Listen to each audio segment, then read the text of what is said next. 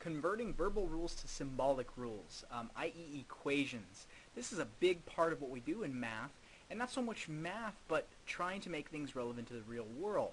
So verbal rules are usually rules that are stated in the form of a sentence or in words. Verbal means in words, and symbolic, of course, means in symbols.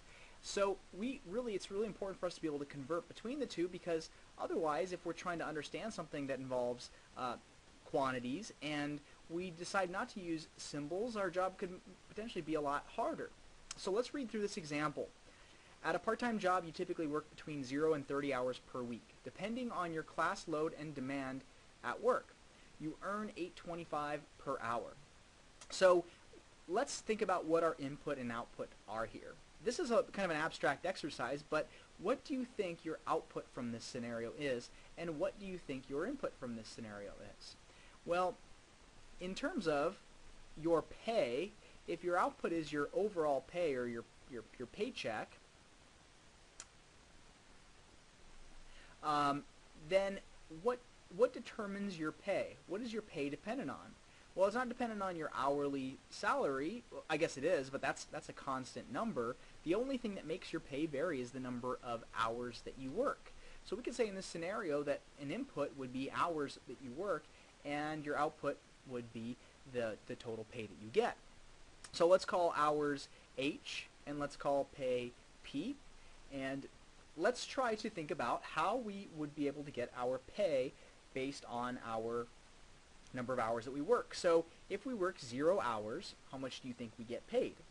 Well, I don't think your boss is going to pay you anything, so I would assume that you would get paid $0 for working 0 hours. What if you worked 1 hour? Well, we know that the conversion rate is $8.25, so $8.25 per 1 hour. So that's the ratio. That is what you're guaranteed to get paid. So if you work 1 hour, you should only get $8.25. If you up that, well, what if you double the number of hours that you work and you work 2 hours?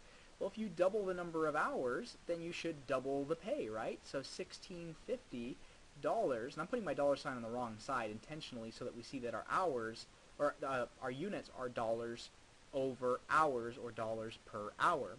So in this case, this will be 16.50. Well, what is the symbolic rule that associates hours and pay? It is pay,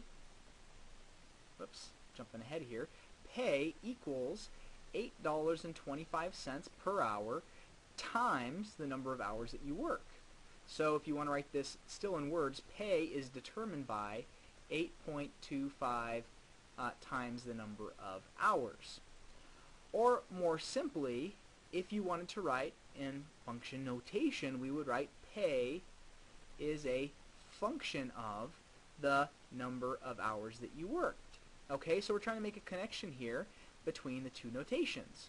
So if pay is 8.25 times h, and pay is a function of the number of hours that you worked, then that means that wherever I see a p, I can replace it, right? Just like if two words are synonymous, then you can replace one word with the other.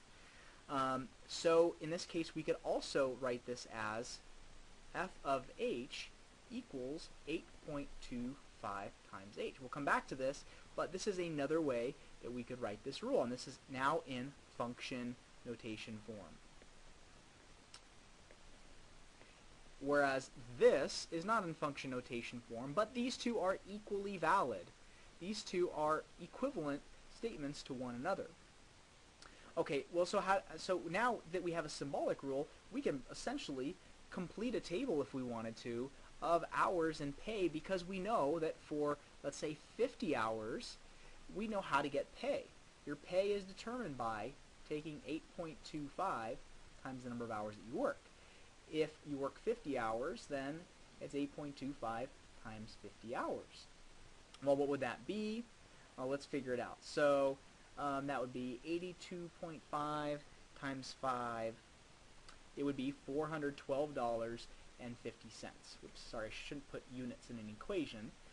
So in this case, I would say that for an hours of 50, I would get a pay of